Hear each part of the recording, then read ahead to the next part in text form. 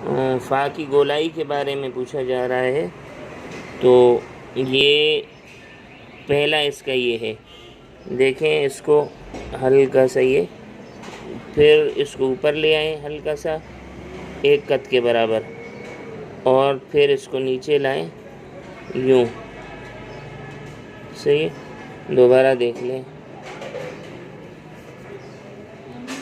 इसको यूँ लाया, थोड़ा झटका देकर ऊपर ले गए, तिकोनी गोलाई बनाई, और फिर यूँ।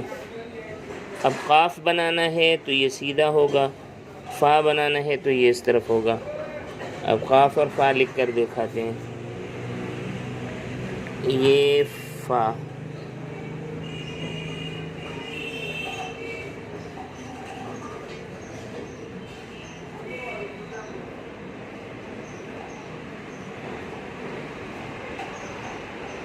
और ये